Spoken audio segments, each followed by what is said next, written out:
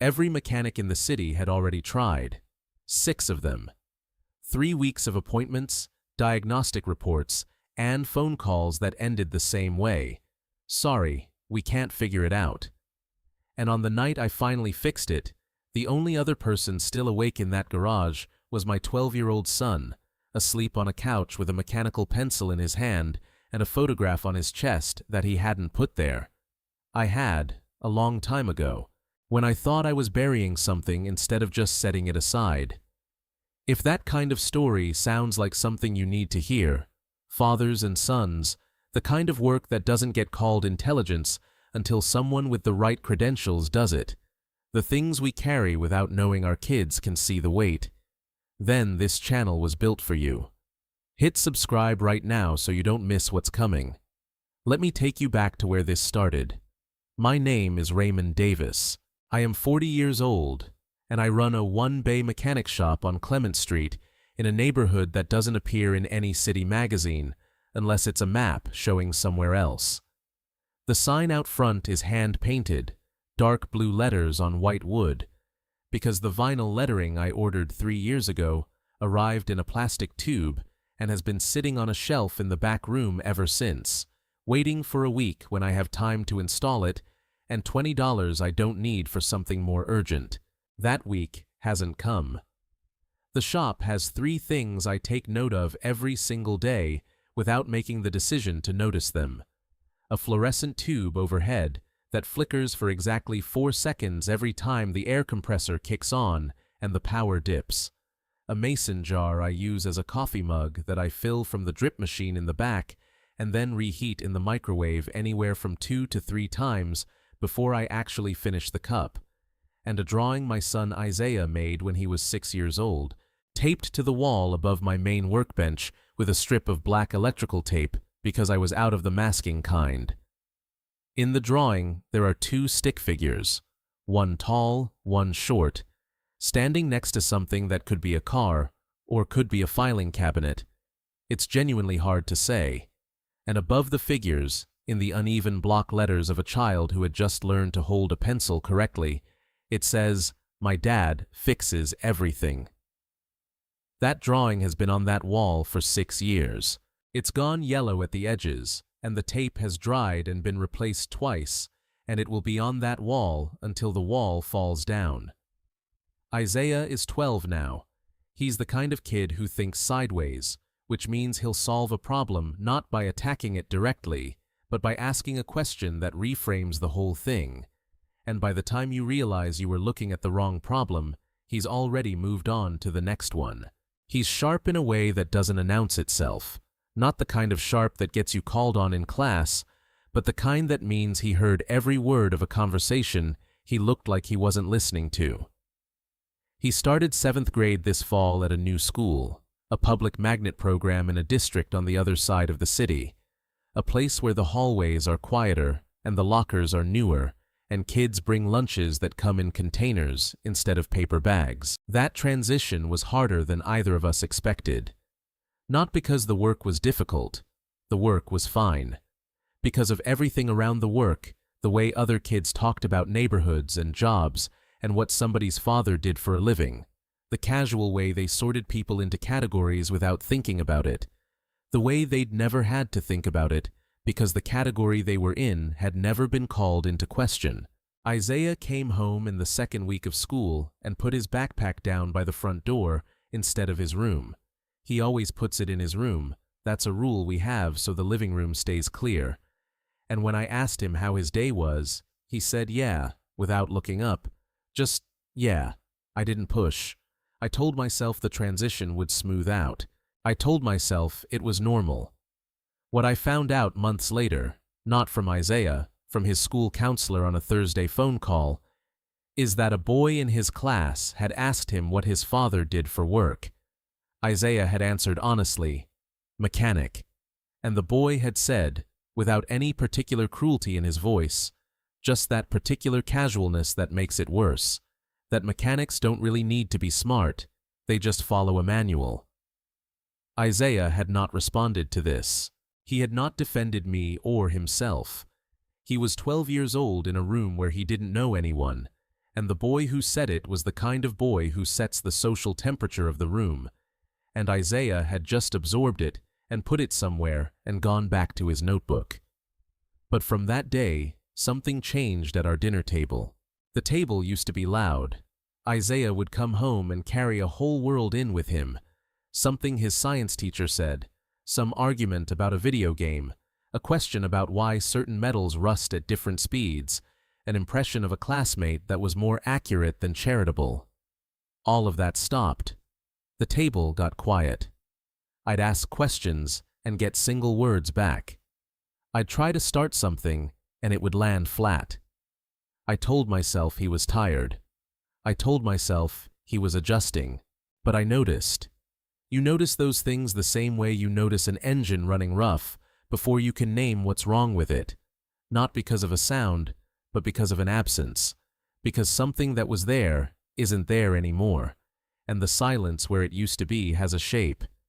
Isaiah has a mechanical pencil I gave him at the start of the school year. It's a Pentel P205, the kind with the rubberized grip sleeve near the tip, and before I handed it to him, I wrote on the matte black barrel with a silver paint marker, "A good tool never lets you down." I gave it to him because I wanted him to have something in his hand when he walked into an unfamiliar place, something that worked, something reliable, something that would do what it was supposed to do regardless of what else was happening around it. He carries it every day. I know when he's working through something in his head because he clicks the tip out and in without writing, a quiet, mechanical rhythm, almost like a metronome. At dinner, in those weeks when the table went quiet, I'd watch him turn that pencil in his fingers, and I'd try to find the opening, the right question, the right angle in, and I couldn't find it. Every door I tried was already closed. That was where we were, the two of us, at a quiet table with a pencil clicking and a mason jar of coffee going cold when the phone call came. It was a Tuesday evening. The man on the line introduced himself as Marcus, said he was coordinating logistics for a Miss Alexandra Reed, said Ms. Reed had a vehicle that required diagnostic work, and that my shop had been referred by someone whose name he couldn't share. I almost told him I was too backed up. I had 2 jobs in the queue already, and I'd been holding Tuesday evenings open, not on the books, just in my head, to have something resembling an earlier end to the day, to sit down with Isaiah before 9 o'clock and try again. But Marcus used one specific phrase that stopped me before I could turn him down. He said that 6 other shops had already evaluated the vehicle.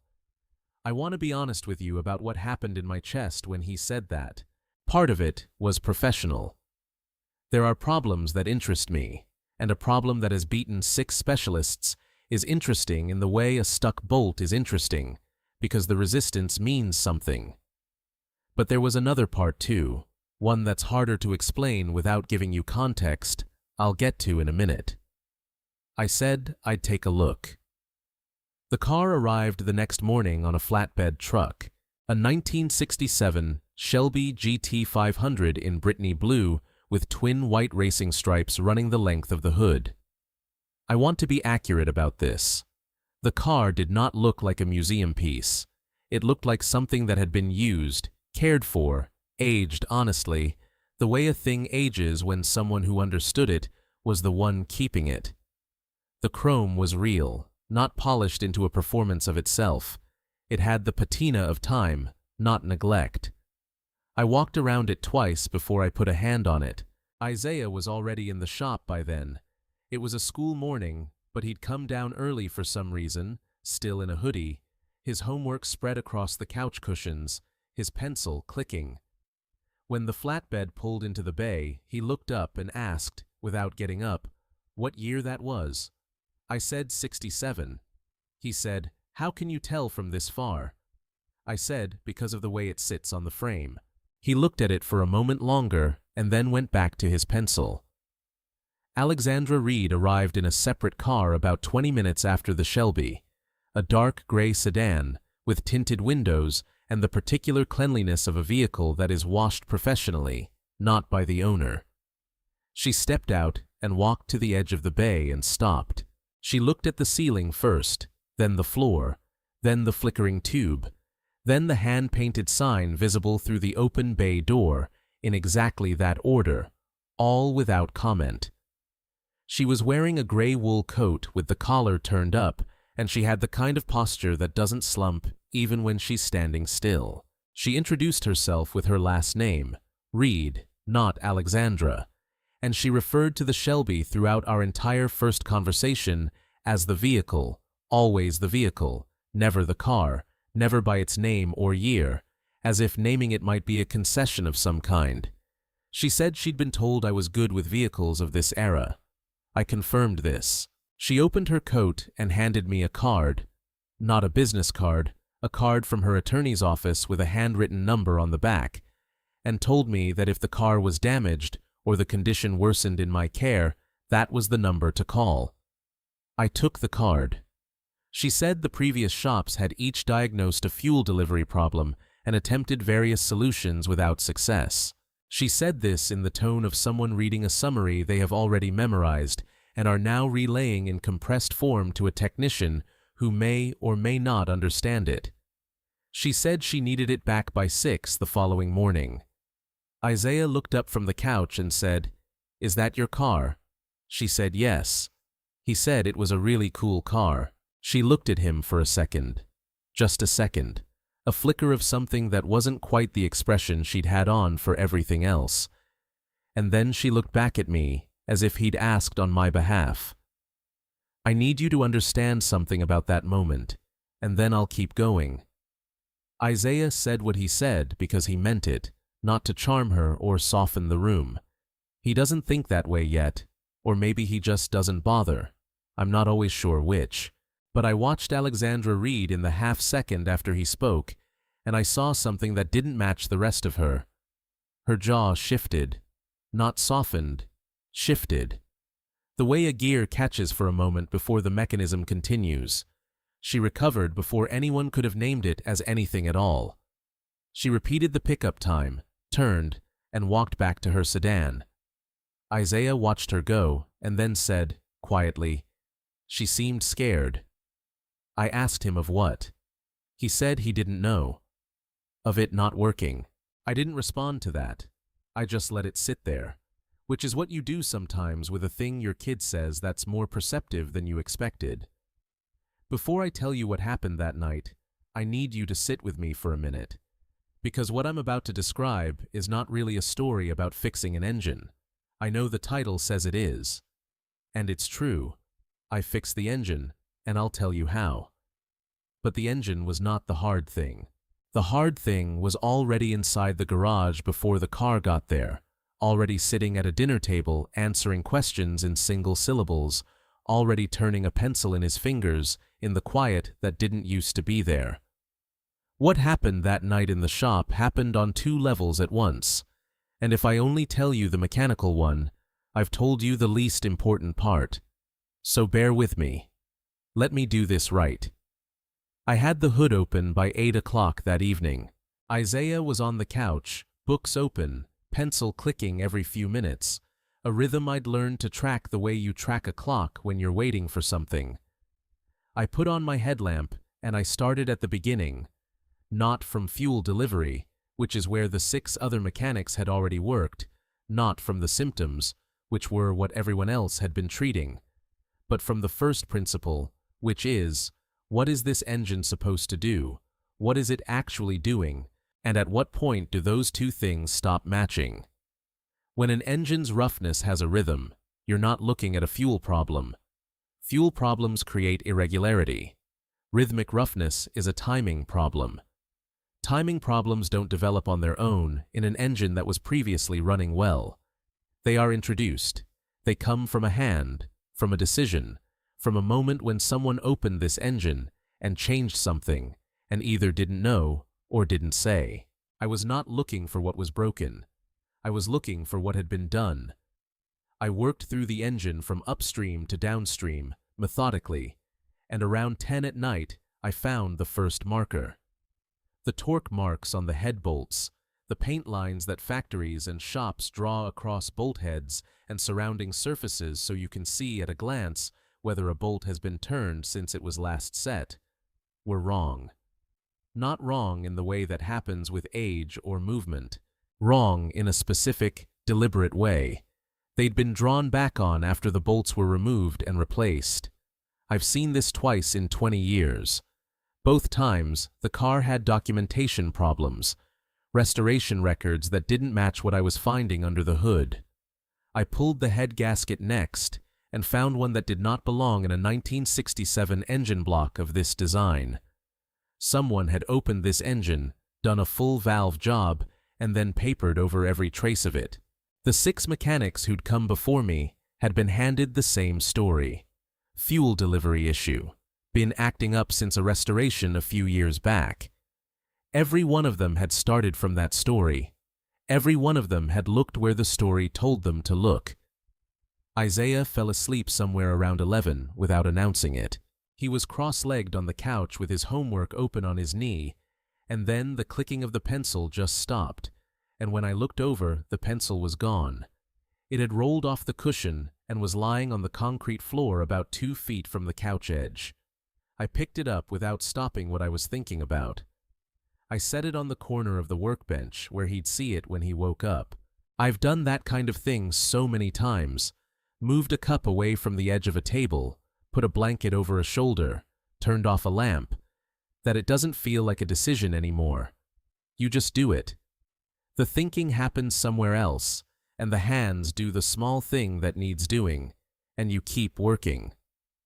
Around 2 in the morning, I found the crack. It was in the rear section of the engine block, a hairline fracture running about 1.5 inches, filled with a gray epoxy compound, and then painted over with a color that matched the original casting well enough to disappear at anything less than close and deliberate inspection under direct light. A crack like that, filled and stabilized correctly, is not a catastrophic problem. Filled the way this one had been filled, quickly, cheaply, with no documentation and no disclosure. It was a bomb with a slow fuse. It would be fine at idle. It would be fine at light load. At sustained highway speeds or hard acceleration, the expansion from heat would eventually open it back up, and then it would not be fine at all. Whoever had done the restoration had found that crack, made a calculation about how long it would hold and how likely it was to be discovered, and decided that wasn't their problem to solve. I sat back on my stool for a moment and put my hands on my knees and looked at the engine. I was not discouraged. I was deciding. I could stop. I could document everything I'd found, lay it out on paper, and call Ms. Reed at 6 in the morning with a report. That was the clean option, the defensible option. Or I could keep going. The repair was within reach. The crack was stable. I went back to work. I know exactly what you're thinking right now, the same thing I was thinking. And I'll tell you who works through the night for someone who gave them a lawyer's number instead of a handshake, someone who is not doing it for that person, someone who has something to prove that's got nothing to do with the woman sitting in a sedan somewhere across town. If you were in that garage at 2 in the morning, with the crack in front of you and the hours already spent, what would you have done? Drop it in the comments below. I want to know. I was at the valve timing, making the final calibration, when I heard Isaiah behind me. He said "Dad" the way he says it, when he's not certain he should be interrupting, a quieter version of my name, at about half the volume he normally uses, like a sentence that's also a question. I turned around. He was standing in the doorway to the back storage room, holding something in both hands, a dark green cylindrical tube about 2 feet long, the kind used for architectural plans or engineering documents, capped at one end with a yellow plastic disc. His face had the careful expression of someone who has found something they didn't expect and aren't sure yet whether finding it was allowed. He said, "Dad, what is this?" I knew what was in that tube before I moved to look at it. I hadn't thought about it in a long time. Years, honestly. I also hadn't thrown it away. I've thought about why in the time since, and the best I've been able to come up with is that there are things you put away not because you're done with them, but because you're not ready to look at them yet, and as long as you don't throw them away, you're technically still the person who might eventually be ready. The tube had sat under that workbench through 2 lease renewals, a broken water heater, and every single evening I'd spent telling myself the past was a different life and had nothing to do with the one I was building here. I set down the calibration tool. I reached behind me for the rag I keep folded in my back pocket, the one I use when I need a second to think. I wiped my hands on it slowly, the way you do when the thing you're about to say isn't something you want to rush. And then I heard something from across the garage, not a sound exactly, more like the negative of a sound, the way the air in a room changes when someone catches their breath and holds it without meaning to. Alexandra Reed was still there. She had come back around midnight. No phone call, no text, just headlights in the bay entrance. And then she was sitting on the metal stool near the wall, with her coat still on, and she'd been there for 2 hours without saying a word, just watching. She was watching now. And when I wiped my hands on that rag, her eyes moved. Not to me, not to Isaiah, not to the engine. They went somewhere else entirely, somewhere that wasn't in that room. She looked at the rag for 2 seconds. Then she looked at the floor. And she kept looking at the floor. She didn't speak. She didn't move. But I saw what happened in her body. And you don't spend 20 years reading machines, and 12 years reading a child, without learning to read what a person does when they've stopped performing and started feeling. Her shoulders dropped a fraction of an inch. Her jaw, which had been set since the moment she walked into the garage the day before, went slack in a way she clearly didn't intend and probably didn't notice. Her hands, which had been resting flat and composed on her knees the entire night, like a woman waiting for a meeting to start, closed slowly into loose fists on top of her thighs. It lasted maybe 4 seconds. Then she straightened, and the posture came back, and she was looking at the engine again. Isaiah was still in the doorway, the tube in both hands, watching her. I told him to come over and sit down. He came and folded himself cross-legged on the floor, the way he used to when he was small, and I was under a car, and he'd come to keep me company and just sit near me without any agenda.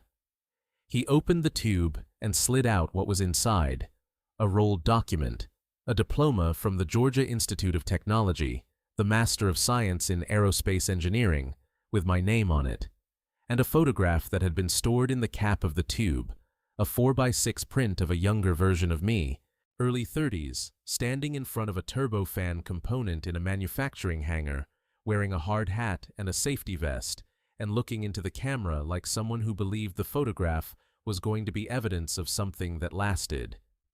Isaiah unrolled the diploma part way, looked at it, then looked at the photograph, then looked at me.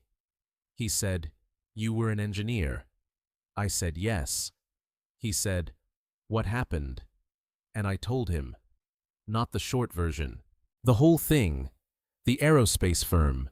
The component spec I was asked to sign off on. The number I kept running that didn't come out right. The meeting where I said I couldn't sign it. The way the room went quiet. The conversation 2 days later with HR. The cardboard box they handed me. I told him I didn't lose that job because I wasn't good enough at it. I lost it because I was inconvenient.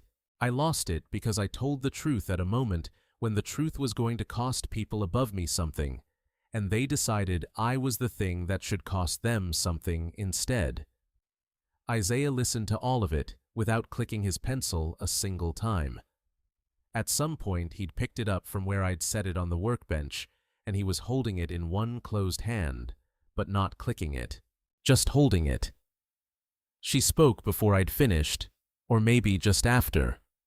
I'm not certain of the exact moment, because I wasn't looking at her when I was talking to Isaiah. Her voice was lower than it had been all night, quieter, with something in it that was different from the careful compression she'd used for everything before. She said, "My father was a machinist. Before he turned it into a company, before there was a board or a manufacturing floor or anything to run, he was a machinist, and he used to wipe his hands on a rag exactly the way you just did, before he answered anything that mattered. She wasn't looking at me when she said this. She was looking at the Shelby. She said she had spent 14 years in finance in New York, building something of her own, building it carefully so that when she finally came home to take over the company, it would be a genuine choice instead of a surrender. Her father had wanted her there from the start. She had wanted to come on her own terms, not because she had nothing else. She had come home in the spring. He had died in April, the same month she finally walked back through the door. She stopped talking. She pulled the collar of her coat up with one hand, a precise, controlled gesture that had nothing to do with the temperature. I didn't say I was sorry. I've learned over the years that I'm sorry is mostly something we reach for in those moments because we need something to hand over and we don't have anything better. What I said instead was, "The car was running clean before the restoration, wasn't it?" She said yes. I said then that was him. The way the car ran before someone else got into it, that was his version of it. The restoration was someone else's interpretation. She looked at the Shelby for a long moment without speaking. Then she said, "Yes, that's right," and her voice had a quality I hadn't heard in it at any point in the previous 8 hours. Not soft, but precise. The way a word sounds when it is finally used with total accuracy after having been approximated for a long time. Isaiah had gone back to sleep on the floor at some point while I was talking. I noticed when I looked over, and the pencil had gone still in his hand. The diploma was half rolled on the concrete beside him, and the photograph was face up on the floor near his knee.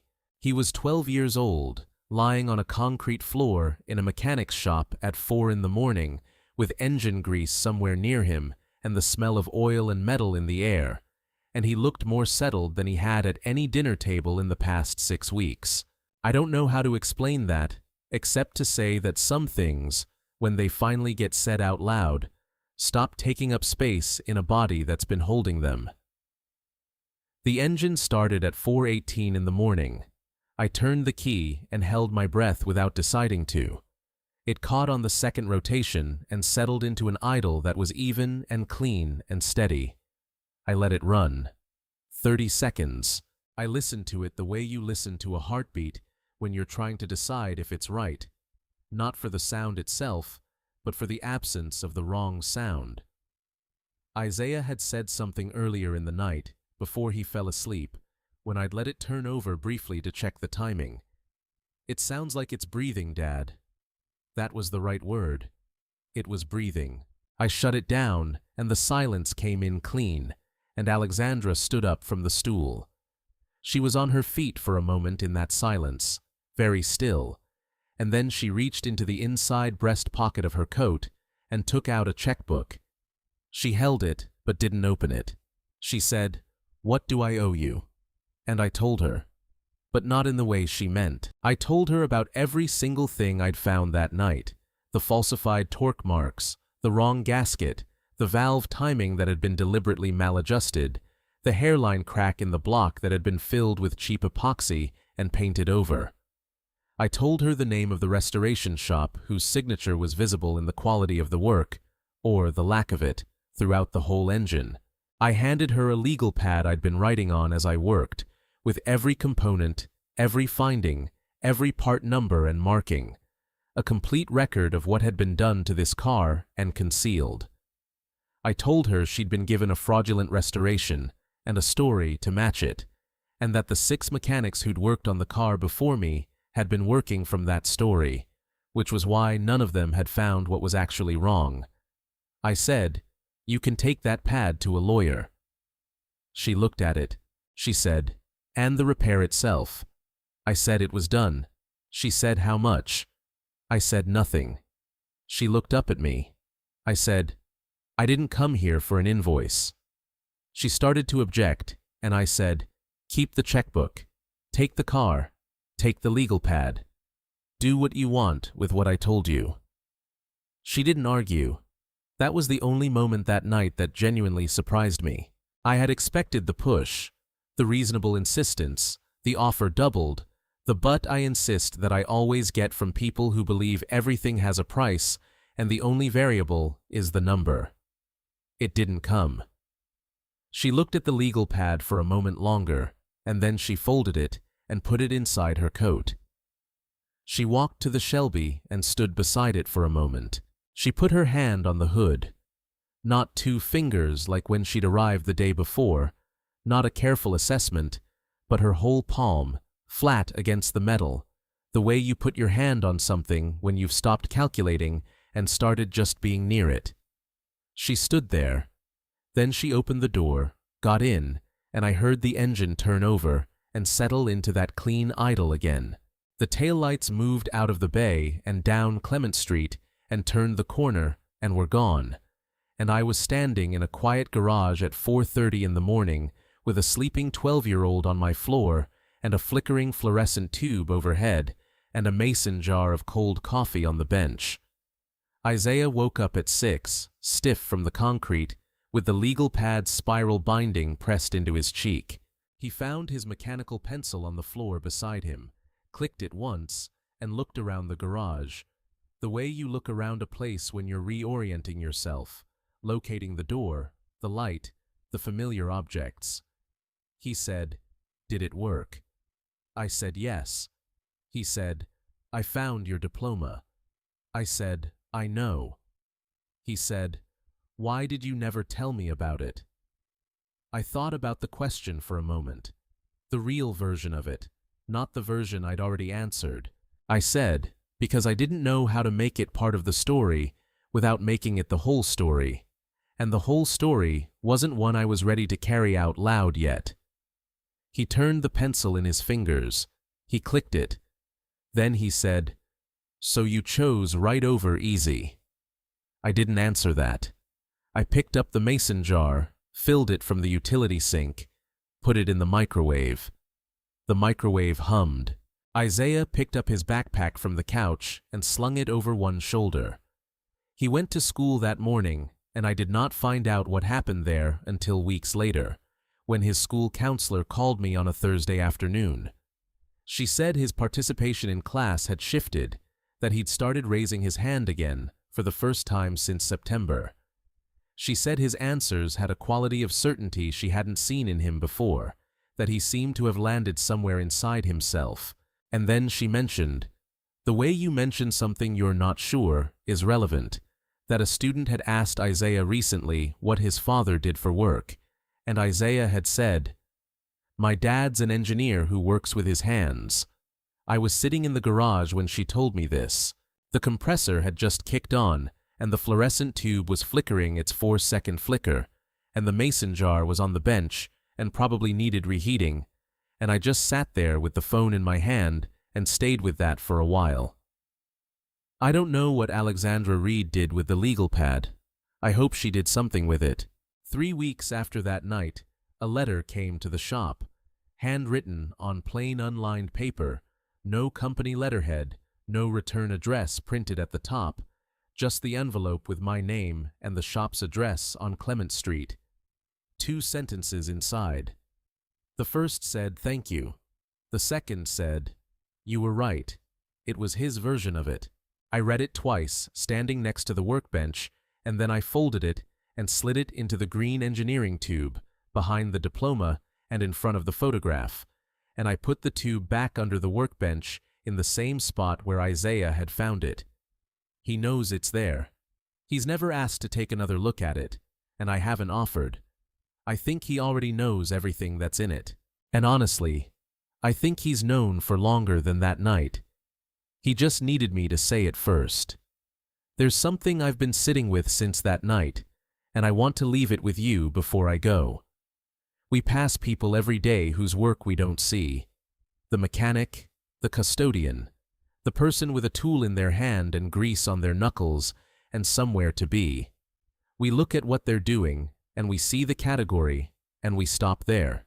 We don't look at the hands doing the work, or the mind behind the hands, or the life behind the mind. And I wonder sometimes what we've missed. I wonder what you've missed. Think of someone, one person, someone specific, whose work you passed by without really stopping. And ask yourself, what would you have seen if you'd looked 1 second longer? That question belongs to you now. Tell me your answer in the comments. I mean that. I read them all. If this story reached you, leave a like. It helps other people find their way here. And come back soon. We have another story coming about someone else who holds things together in the quiet, in the way that doesn't make the news, but makes the world work. Don't miss it.